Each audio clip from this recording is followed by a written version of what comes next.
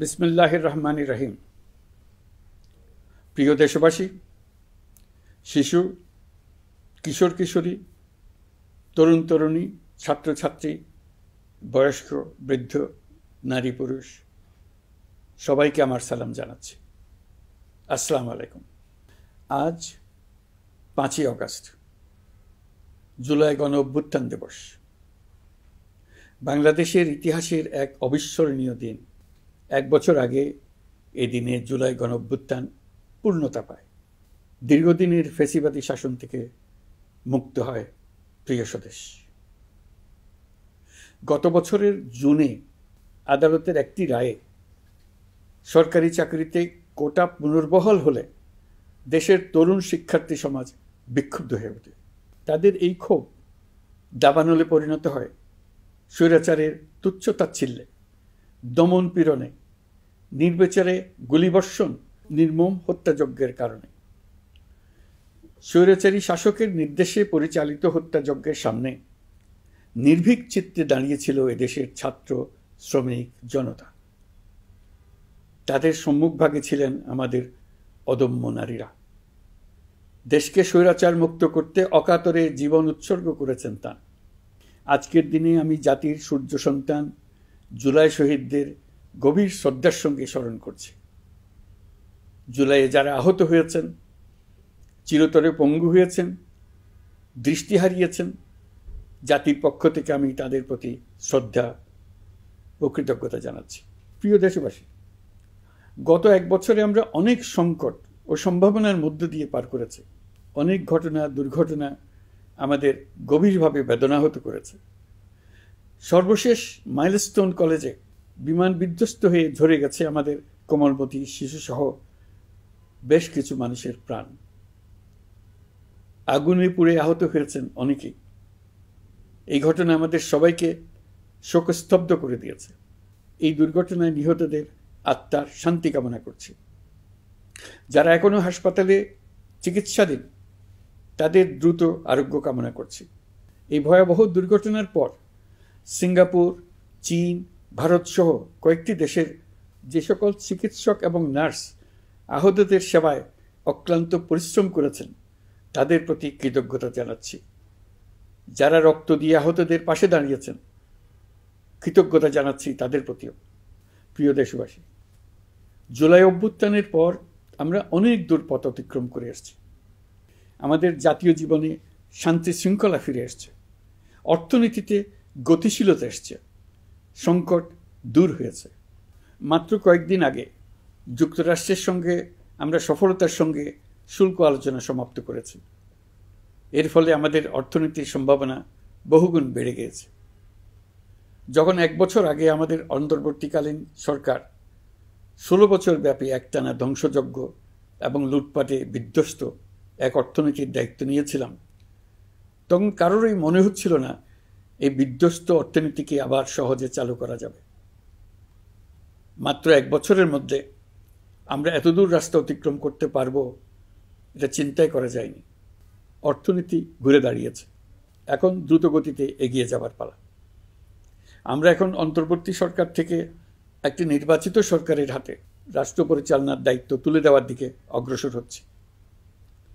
আমরা দায়িত্ব গ্রহণের 4 মাসের মাথায় জাতির উদ্দেশ্যে দেওয়া ভাষণে আমি প্রতিশ্রুতি দিয়েছিলাম 2026 সালের জুনের মধ্যে দেশের আগামী জাতীয় সংসদ নির্বাচন আয়োজন করব। তবে নির্বাচনের আগে আমাদের অত্যাবশ্যকীয় কয়েকটি কাজ সম্পন্ন করতে হবে। এর মধ্যে অন্যতম হল জুলাই ঘোষণাপত্র ও জুলাই সনদ। আজ জুলাই গণ অভ্যুত্থান দিবসে সকল রাজনৈতিক দলকে সঙ্গে নিয়ে আমরা জাতির কাছে জুলাই ঘোষণাপত্র উপস্থাপন করেছি। এই ঘোষণাপত্রে মহান মুক্তিযুদ্ধ সহ বাংলাদেশের মানুষের অতীতের বিভিন্ন ঐতিহাসিক ও গণতান্ত্রিক সংগ্রাম থেকে শুরু করে জুলাই অভ্যুত্থানের প্রেক্ষাপট বর্ণনা করা হয়েছে। আমাদের 3টি দায়িত্ব ছিল: সংস্কার, বিচার ও নির্বাচন। জুলাই অভ্যুত্থানের ছাত্র, শ্রমিক, জনতা দেয়ালে দেয়ালে যে প্রত্যাশার কথা লিখে রেখেছিল, তার অন্যতম ফোকাস ছিল রাষ্ট্র ব্যবস্থার গণতান্ত্রিক সংস্কার।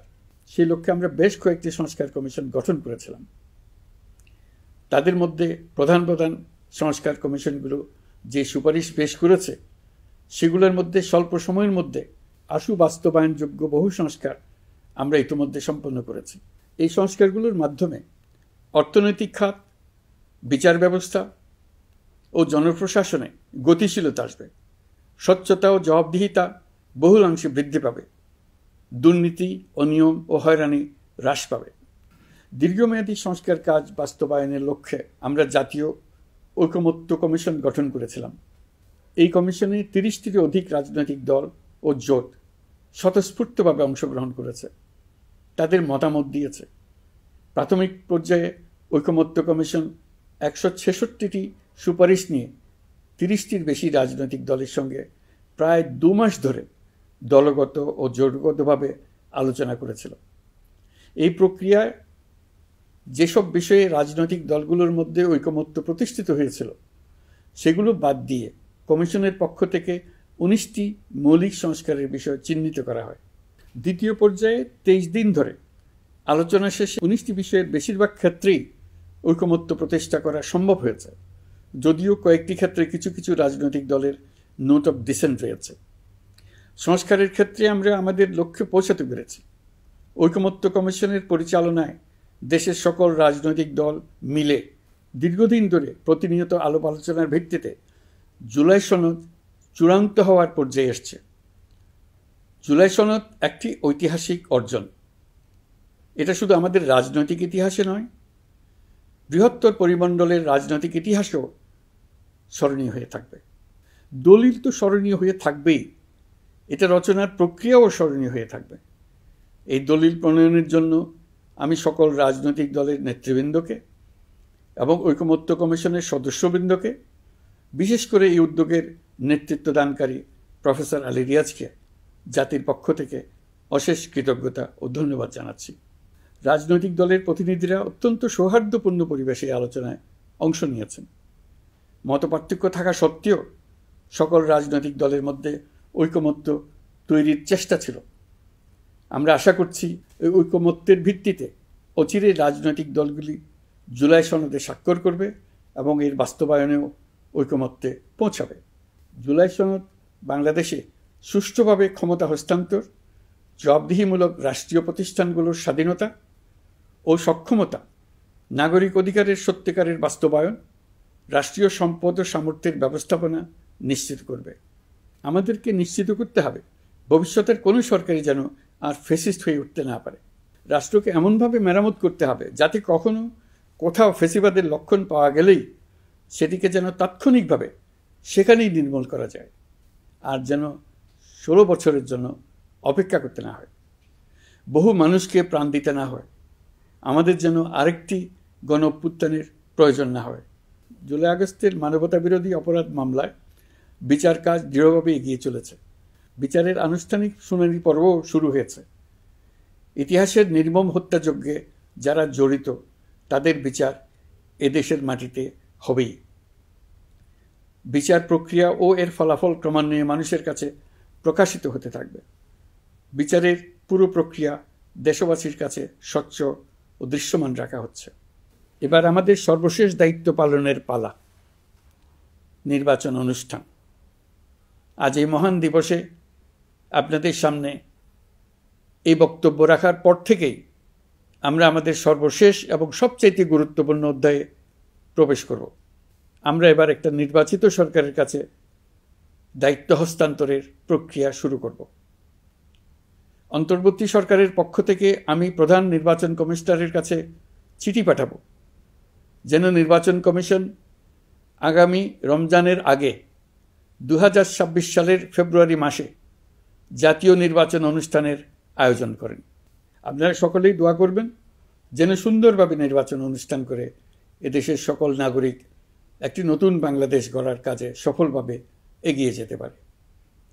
আমরা সরকারের পক্ষ থেকে এই নির্বাচন যাতে সুষ্ঠু, শান্তিপূর্ণ এবং উৎসবমুখরভাবে সম্পন্ন করা যায় সেজন্য সকল প্রকার সাহায্য সহযোগিতা প্রদান করব।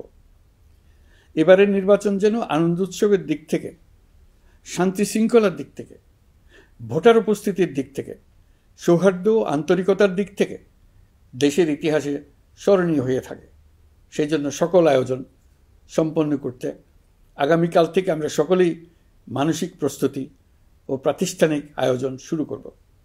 নির্বাচনে ভোটারদের সম্পর্কে দুই একটা কথা বলতে চাই। এবার আমরা প্রবাসী ভোটারদের ভোট দেওয়ার আয়োজন নিশ্চিত করতে চাই। অর্থনৈতিক দিক থেকে সম্পূর্ণ বিধ্বস্ত বাংলাদেশ যে আবার দ্রুত ঘুরে দাঁড়াতে পেরেছে, তার বড় কারণ হলো আমাদের রেমিটেন্স যোদ্ধাদের ঐতিহাসিক অবদান। নির্বাচনে তাদের অংশগ্রহণ নিশ্চিত করার জন্য নির্বাচন কমিশন প্রস্তুতি নিচ্ছে। নারী ভোটাররা যেন দেশের সর্বত্র নির্দ্বিধায় আনন্দোৎসাহ সহকারে তাদের ভোট দিতে পারে, এটা নিশ্চিত করতে চাই। এবার যেন কেন্দ্রে কেন্দ্রে নারী ভোটারদের ঢল নামে, আমরা সেই লক্ষ্যে সমস্ত ব্যবস্থা গ্রহণ করব। দেশের মানুষের ভোটাধিকার কেড়ে নেবার কারণে গত 15 বছর ধরে নাগরিকবৃন্দ ভোট দিতে পারেনি। এবারের নির্বাচনে আমরা আমাদের বকেয়া আনন্দ সহ মহা আনন্দে ভোট দিতে চাই। এবারের নির্বাচনে জীবনে প্রথমবার ভোট দিতে যাবে এরকম ভোটাররা নানা উৎসবের মধ্য দিয়ে ভোট কেন্দ্রে যাবে, তাদের এই দিনটি স্মরণীয় করে রাখার জন্য। এর মধ্যে নতুন নারী ভোটার থাকবে, নতুন পুরুষ ভোটার থাকবে। এর মধ্যে এমন ভোটার থাকবে যারা 15 বছর আগে থেকেই ভোট দিতে পারত, কিন্তু জীবনে একবারও ভোট দিতে পারেনি। এর মধ্যে আসবে যারা 10 বছর আগে, 5 বছর আগে ভোট দিতে পারত কিন্তু পারেনি। আর আসবে ভাগ্যবান ও ভাগ্যবতীর দল, যারা এই প্রথমবার ভোটার হওয়ার যোগ্যতা লাভ করলো এবং সঙ্গে সঙ্গে ভোট দেওয়ার সুযোগও পেয়ে গেল। নির্বাচনের দিনকে আমরা ঈদের উৎসবের মতো করতে চাই। এবারের ভোটের আনন্দ থাকবে সবার মধ্যে। আপনারা সবাই বাচ্চা কাচ্চাদের নিয়ে ভোট কেন্দ্রে যাবেন। নাগরিক অধিকার প্রয়োগের মহা আনন্দ পরবর্তী বংশধরদের কাছে তুলে ধরার জন্য এখন থেকে প্রতিদিন আলাপ আলোচনা করুন। আপনার এলাকায় ভোটদান ব্যবস্থা কেমন হলে সুন্দর হয়, কেমন হলে আনন্দমুখর হয়, সেটা আগে থেকে ঠিক করার জন্য। নতুন বাংলাদেশ গড়ার কাজের ভিত্তি রচনা হবে এবারের নির্বাচনে। তার জন্য প্রস্তুতি নিন। প্রিয় দেশবাসী, দেশের ইতিহাসে এখন পর্যন্ত যতগুলো বড় সংঘাত, সহিংসতার ঘটনা ঘটেছে, তার সবগুলোর নেপথ্য কারণ ছিল ত্রুটিপূর্ণ নির্বাচন। ত্রুটিপূর্ণ নির্বাচনের মধ্য দিয়ে কোনো দল যদি গায়ের জোরে নির্বাচিত হয়ে ক্ষমতায় আসে, তার চূড়ান্ত পরিণতি কী তার জুলাই অভ্যুত্থান আমাদের দেখিয়ে দিয়েছে। আমরা ইতিহাসের কলঙ্কিত কোনো অধ্যায়ের পুনরাবৃত্তি আর করতে চাই না। আপনারা প্রত্যেকেই অবগত আছেন, একটা গোষ্ঠী নির্বাচনকে বাধাগ্রস্ত করার জন্য উন্মুখ হয়ে আছে। তারা দেশের গণতান্ত্রিক অগ্রযাত্রাকে ব্যাহত করতে দেশের বাইরে বসে ভেতরে থেকে নানা অপচেষ্টায় লিপ্ত রয়েছে।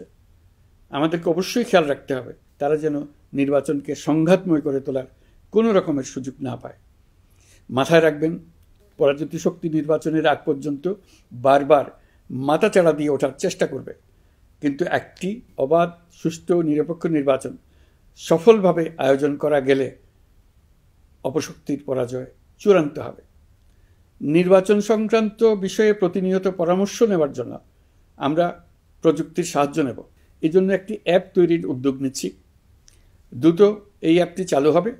আপনারা আপনাদের সকল পরামর্শ, সকল মতামত, সকল আশঙ্কা এবং উদ্যোগের কথা এই অ্যাপের মাধ্যমে আমাদেরকে জানাবেন।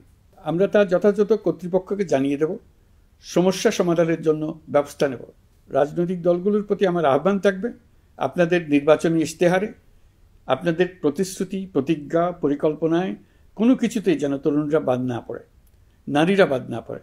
মনে রাখবেন, যে তরুণ তরুণীরা বাংলাদেশকে বদলে দিয়েছে, তারা বিশ্বকেও বদলে দেওয়ার ক্ষমতা রাখে। আপনার দল থেকে তাদেরকে সেই সুযোগ দেওয়ার উদ্যোগ নেন। আগামী নির্বাচনে সবাই নিরাপদে যার যার পছন্দের প্রার্থীকে ভোট দেবে, এটা নিয়ে কারো কোনো আপত্তির সুযোগ রাখা যাবে না। আমরা সবাই সবার পছন্দের প্রতি সম্মান দেখাবো, এটাই হোক আমাদের প্রতিজ্ঞা। প্রিয় দেশবাসী, আপনারা জানেন, সরকার দায়িত্ব গ্রহণের পরপরই দেশের দক্ষিণ ও উত্তরাঞ্চলে যে ভয়াবহ বন্যা পরিস্থিতি তৈরি হয়েছিল, তা ফসল উৎপাদনে ব্যাপক ক্ষতি সাধন করেছে। এর ফলে নিত্য প্রয়োজনীয় পণ্যের মূল্যবৃদ্ধির আশঙ্কা হয়েছিল। তবে সংশ্লিষ্ট প্রতিষ্ঠান ও কর্তৃপক্ষের যথাযথ পদক্ষেপ, নজরদারি ও ও মধ্যস্বত্বভোগীদের দৌরাত্ম্য কমানোর ফলে এটি এড়ানো গেছে। বিশেষ করে এবছরের পবিত্র মাহে রমজান মাস থেকে শুরু করে এখন পর্যন্ত বাজার পরিস্থিতি স্থিতিশীল রয়েছে। মূল্যস্ফীতির নিয়ন্ত্রণ ছিল আমাদের জন্য সবচেয়ে বড় চ্যালেঞ্জ। ভঙ্গুর অর্থনীতি ও বন্যার কারণে খাদ্য মূল্যস্ফীতি হয়েছিল প্রায় 14%। এখন সেটা অর্ধেকে নেমে আসছে।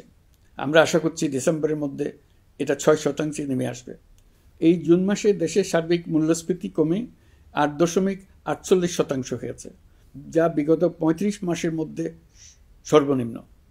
এই নিয়ে 4 মাস ধরে সার্বিক মূল্যস্ফীতি ক্রমান্বয়ে কমেছে। বর্তমান অন্তর্বর্তীকালীন সরকারের প্রতি প্রবাসীদের অসীম আস্থার ফলে মুদ্রাবাজারেও স্থিতিশীলতা ফিরে এসছে। গত অর্থ বছরে ব্যাংকিং চ্যানেলে রেকর্ড $3033 কোটি প্রবাসী আয় দেশে এসছে। রপ্তানি আয়ে প্রায় 9% প্রবৃদ্ধি হয়েছে। এর ফলে টাকা শক্তিশালী হয়েছে। অনেক বছর পর ডলারের বিপরীতে টাকার মান বাড়ছে। গত 11 মাসে বৈদেশিক পাওনাদারদের পাওনা সুদ ও আসল বাবদ $4 বিলিয়ন অর্থাৎ $400 কোটি অর্থ পরিশোধ করা হয়েছে, যা এ যাবৎকালের সর্বোচ্চ। আগের বকেয়া আদায় পরিশোধের পরও বৈদেশিক মুদ্রার রিজার্ভ বাড়ছে। আগামীতে এই ধারা বজায় থাকবে বলে আমরা আশা করি। বিদেশি বিনিয়োগ বৃদ্ধিতে বিভিন্ন উদ্যোগ নেওয়ার ফলে এই বছরের প্রথম 3 মাসে বিদেশি বিনিয়োগ এসছে $10,500 কোটি। গত বছরের একই সময়ের তুলনায় এটা দ্বিগুণেরও বেশি। আর অক্টোবর থেকে হিসাব করলে 6 মাসে ফরেন ডাইরেক্ট ইনভেস্টমেন্ট এসছে $16,500 কোটি, যা গত সরকারের আমলের শেষ 6 মাসের তুলনায় দ্বিগুণ। কর্মসংস্থান সৃষ্টি অন্তর্বর্তীকালীন সরকারের অন্যতম বড় লক্ষ্য। সম্প্রতি হংকং ভিত্তিক শিল্পগোষ্ঠী হান্ডা বাংলাদেশের বস্ত্র তৈরি পোশাক খাতে $250 মিলিয়ন বিনিয়োগের প্রতিশ্রুতি নিয়ে এসছে, যা এই খাতে চীনা কোনো কোম্পানির একক সর্বোচ্চ বিনিয়োগ। তাদের এই বিনিয়োগের ফলে 25,000 লোকের কর্মসংস্থান হবে। আমরা দৃঢ়ভাবে বিশ্বাস করি হান্ডার এই বিনিয়োগ আরও চীনা কোম্পানিকে এই দেশে বিনিয়োগের জন্য উৎসাহিত করবে। এর মাধ্যমে আমাদের তরুণ তরুণীদের কর্মসংস্থানের পথ খুলবে। গত 16 বছরে দেশ থেকে যে বিপুল পরিমাণ অর্থ পাচার হয়ে গিয়েছে, আমরা সেটা ফিরিয়ে আনার উদ্যোগ নিয়েছি। এই দীর্ঘ আইনি প্রক্রিয়ার জন্য সরকার নামকরা বিদেশি আইনি প্রতিষ্ঠানকে নিয়োগ দিয়েছে। যথাযথ আইনি পদক্ষেপের ফলে বিশ্বের বিভিন্ন দেশে ফেসিবাদী দুর্বৃত্তরা যে অর্থ সম্পদের পাহাড় গড়েছে তার কিছু কিছু ইতিমধ্যে জব্দ হয়েছে। এই কার্যক্রম সঠিকভাবে চালিয়ে যেতে পারলে অল্প সময়ের মধ্যে আরও কিছু ইতিবাচক ফলাফল পাওয়া যাবে বলে আমি বিশ্বাস করি। দেশের ভেঙে পড়া অর্থনীতিকে মজবুত করতে হলে আমাদের চিন্তায় মৌলিক পরিবর্তন আনতে হবে। আমি বরাবরই বলে এসেছি, এদেশের নদী ও বিশাল সমুদ্র আমাদের মূল্যবান সম্পদ। আমরা এই সম্পদকে কাজে লাগিয়ে সমান্তরালভাবে পানিভিত্তিক অর্থনীতি গড়ে তুলতে চাই। আমরা প্রায় ভুলে যাই যে বঙ্গোপসাগরের একটা অংশও আমাদের দেশ। এর পরিমাণ আমাদের মোট জমির পরিমাণের চাইতে বেশি। আমরা প্রায় সবসময় জমিভিত্তিক আমাদের অর্ধেক দেশ নিয়ে মাথা ঘামাই, বাকি পানিভিত্তিক অর্ধেক দেশকে হিসাবেই ধরি না, কারণ আমরা ওই অংশে বসবাস করি না। আমরা তো হাওর বাওরেও বসবাস করি না, তাই বলে তো তাকে হিসাবের বাইরে রাখেন। এখন থেকে আমাদের অংশের বঙ্গোপসাগরকে আমরা আমাদের দেশের মূল্যবান অংশ, এই কথা সবসময় মাথায় রেখে অগ্রসর হব। এই অংশের পানির উপর দিয়ে দেশ বিদেশের সঙ্গে আমরা বাণিজ্য করব। তার মাধ্যমে আমরা পুরো পৃথিবীকে আমাদের প্রতিবেশী বানাবো। এই পানির মধ্যে আছে অফুরন্ত সম্পদ, মৎস্য সম্পদ, যা প্রতি বছর ফসল দেয়।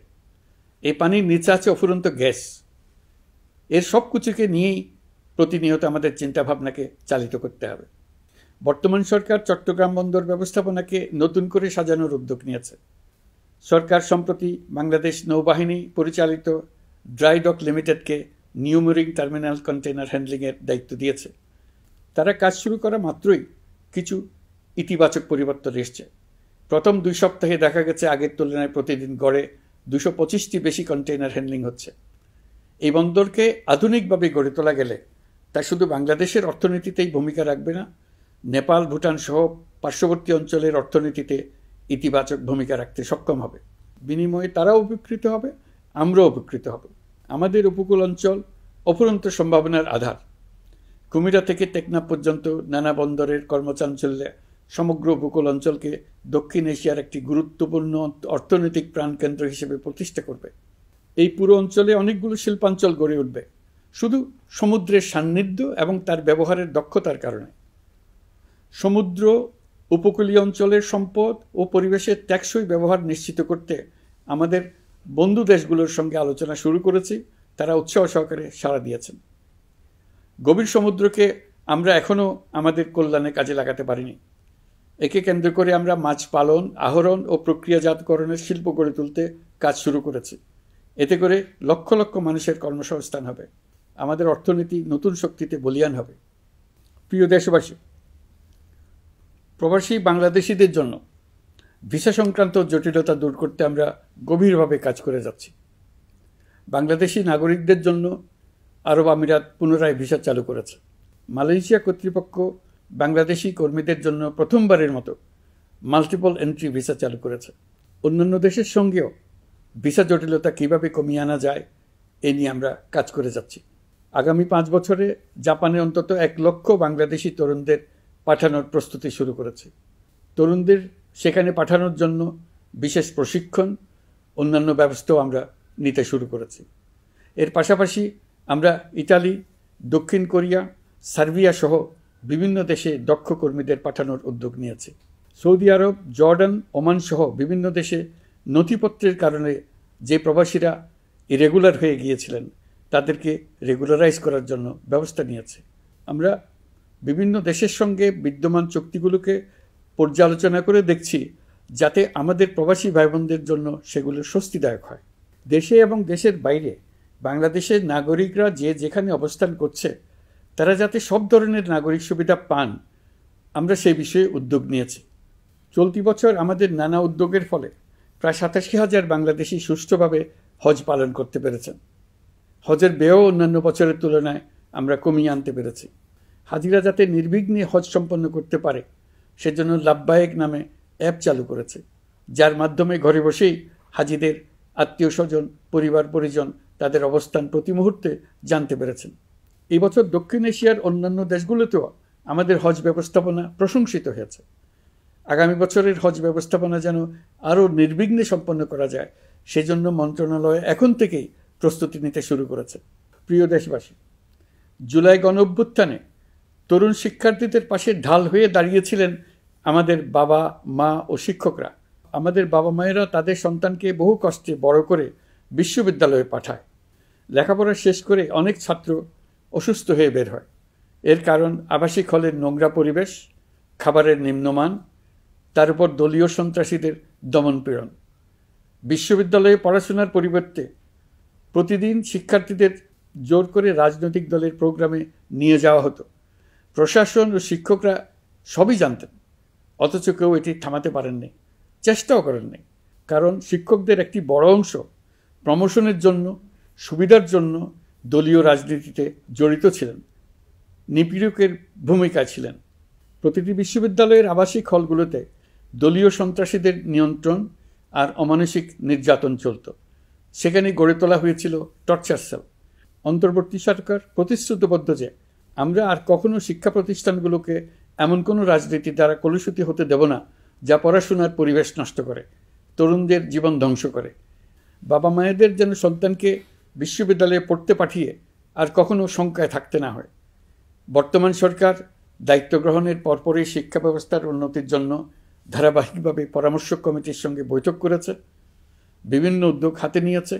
বিদ্যালয়গুলোতে শিক্ষার মান কীভাবে বাড়ানো যায় সে বিষয়ে বিভিন্ন উদ্যোগ নেওয়া হচ্ছে। সরকার কিছুদিন আগে সারা দেশের সরকারি প্রাথমিক বিদ্যালয়ের সব প্রধান শিক্ষকের বেতনের গ্রেড 1 ধাপ বাড়িয়ে 10ম গ্রেড করার সিদ্ধান্ত নিয়েছে। এটি একটি যুগান্তকারী সিদ্ধান্ত। প্রাথমিক বিদ্যালয়গুলিতে শূন্য পদে 6,500 প্রধান শিক্ষক নিয়োগের প্রক্রিয়া চলছে। প্রাথমিকের পড়াশোনার পদ্ধতিগত পরিবর্তনের দিকেও আমরা মনোযোগ দিচ্ছি। সব স্কুলে ইন্টারনেট সংযোগ ও মাল্টিমিডিয়া শ্রেণীকক্ষ তৈরির নির্দেশ দেওয়া হয়েছে। পার্বত্য চট্টগ্রামে কমপক্ষে 100টি স্কুলে এবছরের মধ্যেই ই-লার্নিং চালু হবে। ঢাকা চট্টগ্রামের অভিজ্ঞ শিক্ষকরা প্রযুক্তির সহায়তায় এসব স্কুলে শিক্ষকতা করে সেখানকার শিক্ষক ঘাটতি পূরণ করবেন। যেসব এলাকায় বিদ্যুতের ঘাটতি রয়েছে সেখানে সোলার প্যানেল বসিয়ে বিদ্যুতের ঘাটতি নিরসন এবং মোবাইল নেটওয়ার্ক ও স্টারলিংক পরিষেবা ব্যবহার করে এই সংকট মোকাবেলা করা হচ্ছে। স্কুলগুলোতে মেয়েদের জন্য বিশেষ ব্যবস্থা গ্রহণ করে তাদের পড়াশোনার উপযোগী করে তোলা হচ্ছে।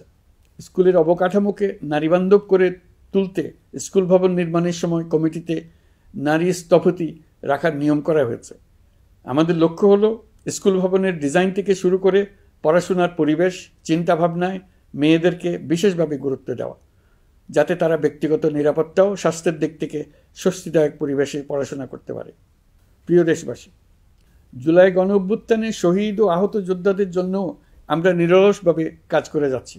এখন পর্যন্ত 775টি শহীদ পরিবারকে প্রায় 100 কোটি টাকার সঞ্চয়পত্র ও মাসিক ভাতা বাবদ ব্যাংক চেক দেওয়া হয়েছে। অবশিষ্ট যারা আছেন তাদেরও কয়েকটি আইনগত বিষয় নিষ্পত্তি সাপেক্ষে সঞ্চয়পত্র দেওয়ার প্রক্রিয়া চলছে। এর পাশাপাশি আহত 13,800 জন জুলাই যোদ্ধাকে 3টি ক্যাটাগরিতে নগদ টাকা ও চেক বাবদ 153 কোটি 4 লাখ টাকা প্রদান করা হয়েছে। 78 জন অতি গুরুতর আহত জুলাই যোদ্ধাকে সিঙ্গাপুর, থাইল্যান্ড, তুরস্ক এবং রাশিয়ার উন্নত চিকিৎসার জন্য পাঠানো হয়েছে এবং চিকিৎসা ব্যয় বাবদ এ পর্যন্ত প্রায় 100 কোটি টাকা ব্যয় হয়েছে। আহতদের পুনর্বাসনের জন্য সরকারের সবকটি মন্ত্রণালয়ের সম্মিলিত প্রচেষ্টায় বিভিন্ন ধরনের উদ্যোগ নেওয়া হচ্ছে। ফেসিবাদী সরকারের আমলে দেশের শহরে বন্দরে হাজারো প্রতিষ্ঠান, সড়ক, সেতু, সেনানিবাস, যুদ্ধজাহাজ, স্কুল, কলেজ, বিশ্ববিদ্যালয়ের নাম পরিবর্তন করে স্বৈরাচার তার নিজের এবং নিজের পরিবারের সদস্যদের নামে চালু করেছিল। আমরা সব নাম পরিবর্তন করে আগের নাম বা মানানসই নাম করে দিয়েছি। প্রিয় দেশবাসী, অন্তর্বর্তীকালীন সরকার এমন এক অবস্থায় দেশের দায়িত্বভার গ্রহণ করেছিল যখন প্রতিটি গণতান্ত্রিক প্রতিষ্ঠান, অফিস, আদালত বিধ্বস্ত অবস্থায় ছিল। আমাদের প্রথম এবং প্রাথমিক কাজ ছিল এই প্রতিষ্ঠানগুলো সংস্কার এবং পুনর্নির্মাণে হাত দেওয়া, আইনশৃঙ্খলা বাহিনী পুনর্গঠন, অর্থনীতি পুনরুদ্ধার, আইন আদালত, নির্বাচন কমিশন সহ যাবতীয় গণতান্ত্রিক প্রতিষ্ঠানকে সচল করা এবং নাগরিকদের নিকট দায়বদ্ধ করে তোলা। রক্তাক্ত জুলাই ছিল স্বৈরাচারের বিরুদ্ধে তরুণদের পুঞ্জীবিত ক্ষোভের বহিঃপ্রকাশ। 16 বছর ধরে সরকারের স্বৈরাচারী আচরণের বিরোধিতা করে যতগুলো আন্দোলন হয়েছে, প্রতিটিতেই দলীয় সন্ত্রাসীরা অস্ত্র হাতে আন্দোলনকারীদের আক্রমণ করেছে। প্রতিটি আন্দোলনকেই দমন করার জন্য দলীয় সন্ত্রাসীরা সর্বোচ্চ আঘাত করেছে, যেখানে আইনশৃঙ্খলা বাহিনীকেও অংশ নিতে নির্দেশ দেওয়া হয়েছে অথবা দাঁড়িয়ে দর্শকের ভূমিকায় থাকতে বলা হয়েছে। একটি স্বাধীন বিচার বিভাগের জন্য অন্তর্বর্তী সরকার সংস্কার কাজ হাতে নিয়েছে। বিচার বিভাগীয় সংস্কার কমিশনের প্রস্তাবনা অনুযায়ী সুপ্রিম কোর্ট বিচারক নিয়োগ সহ যে সকল কাজ এই সরকার স্বল্প সময়ের মধ্যে করে যেতে পারবে, সে সকল কাজের অধিকাংশ ইতিমধ্যে সম্পন্ন করা হয়ে গেছে। বাকি কাজ চলমান রয়েছে। স্বৈরাচার আমলে দলীয় বাহিনীতে পরিণত হওয়া ভঙ্গুর আইনশৃঙ্খলা বাহিনীকে নতুন করে গড়ে তোলার জন্য আমরা সর্বোচ্চ ব্যবস্থা নিয়েছি। আইনশৃঙ্খলা বাহিনী দ্বারা কোনো মানবাধিকার লঙ্ঘন যাতে না ঘটে, সেই জন্য পুলিশ সদর দপ্তরে একটি সেল কার্যকর করা হয়েছে, যেখানে মানবাধিকার সহ পুলিশ সদস্যদের মাধ্যমে সংগঠিত যে কোনো অপরাধের বিষয়ে অভিযোগ করা যায়। এই সমস্ত সেল অন্যান্য আইন প্রয়োগকারী সংস্থার প্রধান কার্যালয়ও স্থাপন করা হচ্ছে। আসামিদের জিজ্ঞাসাবাদ হবে স্বচ্ছ কাচের ঘরে। হাজতখানায় বন্দীদের মানবিক সেবা নিশ্চিত করা হবে। অভিযান পরিচালনার সময় পুলিশ যেন জিপিএস ট্র্যাকিং সিস্টেম ডিভাইস সহ বডি ক্যামেরা পরিধান করেন তা নিশ্চিত করা হবে।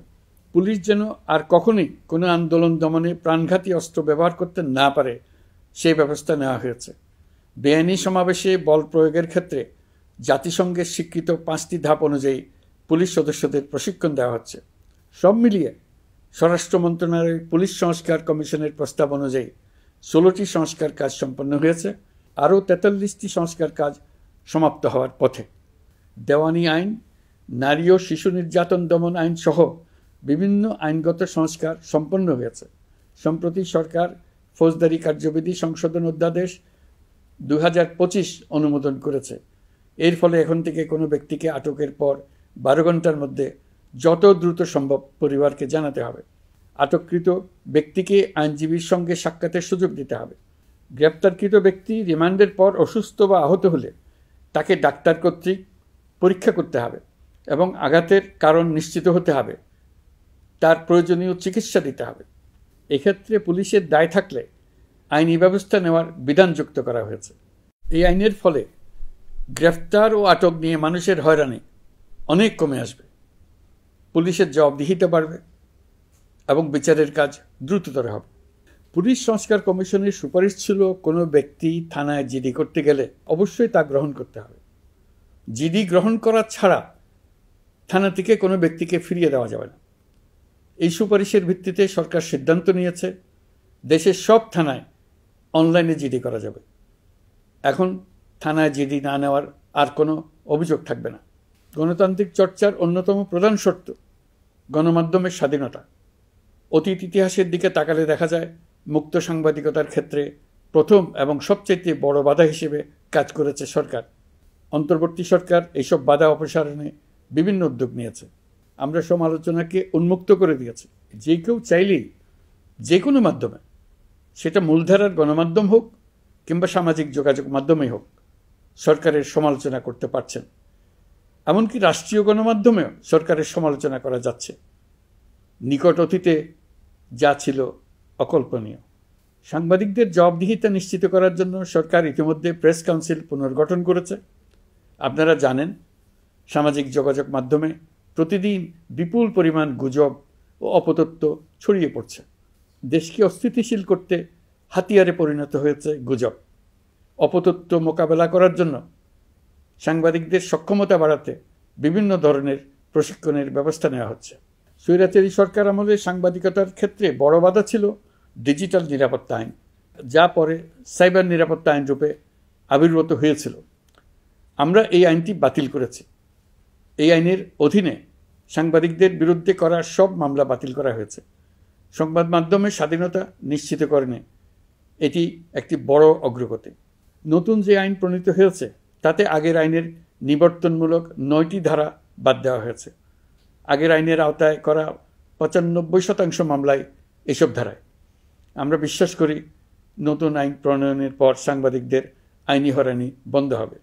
গত বছর মানুষের প্রতিবাদকে স্তব্ধ করে দিতে ফ্যাসিবাদী সরকার ইন্টারনেট বন্ধ করে দিয়েছিল, যাতে গোপনে তারা দমন নিপীড়ন হত্যাকাণ্ড চালাতে পারে। অন্তর্বর্তী সরকার সাইবার সুরক্ষা আইন সংশোধন করে নতুন অধ্যাদেশে প্রথমবারের মতো ইন্টারনেটকে মৌলিক অধিকার হিসেবে অন্তর্ভুক্ত করেছে। সম্প্রতি আন্তর্জাতিক bandwidth real time internet traffic পরিবহনে 4 টেরাবাইট সেকেন্ডের মাইলফলক অতিক্রম করেছে বাংলাদেশ সাবমেরিন কেবলস পিএলসি। বাংলাদেশে ইন্টারনেট সেবার মান ভালো করতে সরকারের পক্ষ থেকে সর্বোচ্চ উদ্যোগ নেওয়া হয়েছে। প্রিয় দেশবাসী, আপনাদের আহ্বানে একটি ঐতিহাসিক সন্ধিক্ষণে আমরা দায়িত্বভার গ্রহণ করেছিলাম। জুলাই অভ্যুত্থানে সৃষ্ট নতুন বাংলাদেশের যে অভূতপূর্ব সম্ভাবনা জাগ্রত হয়েছে, তাকে এগিয়ে নিতে আপনারা আমাদেরকে দায়িত্ব দিয়েছিলেন। গত 12 মাস ধরে আপনাদের সবাইকে সাথে নিয়ে জুলাইয়ের দাবি পূরণের চেষ্টা করে যাচ্ছি। আসুন আজ জুলাই গণ অভ্যুত্থান দিবসে প্রতিজ্ঞাবদ্ধ হই এই জাতিকে আমরা আর কখনো বিভক্ত হতে দেব না। আমরা সকল নাগরিকের প্রতি মর্যাদাশীল থাকব, তিনি যেই পরিচয়েরই হন না কেন। আমরা দৈনন্দিন জীবনে নানা ঘাত প্রতিঘাতে সাময়িকভাবে যদি পথভ্রষ্ট হয়েও পড়ি, প্রতি বছর জুলাই আমাদেরকে নতুন করে ঐক্যবদ্ধ হতে শক্তি যোগাবে। জুলাই তরুণদের উসিলায় জাতির আত্ম আবিষ্কারের মাস, ভুলভ্রান্তি শুধরে নেবার মাস, গর্তে পড়ে যাওয়ার প্রবণতা থেকে নিজেদেরকে রক্ষা করার মাস। জুলাই গ্রামে গঞ্জে, সরকারি বেসরকারি স্কুল কলেজে, বিশ্ববিদ্যালয়ে, ফসলের মাঠে, ঘরে বাড়িতে কিশোর কিশোরী তরুণ তরুণীদের কাছ থেকে তাদের আকাঙ্ক্ষাগুলো জেনে নেওয়ার মাস। নির্বাচন আসছে। যদি আপনি আপনার নির্বাচনী এলাকা থেকে দূরে বসবাস করেন, তবে এখন থেকে নিয়মিত নির্বাচনী এলাকা পরিদর্শন করুন, যাতে সেরা ব্যক্তিকে নির্বাচিত করতে আপনি প্রস্তুত হতে পারেন। যাদের তাজা রক্তের বিনিময়ে আমরা আমাদের এই অতি মূল্যবান অধিকার ফিরে পেলাম, ভোটটা দেওয়ার আগ মুহূর্তে যেন তাদের চেহারা আমাদের চোখে ভেসে ওঠে। ফেব্রুয়ারি বেশি দূরে নয়। নির্বাচন নিয়ে প্রস্তুতি নিতে নিতেই ভোটের দিন এসে পড়বে।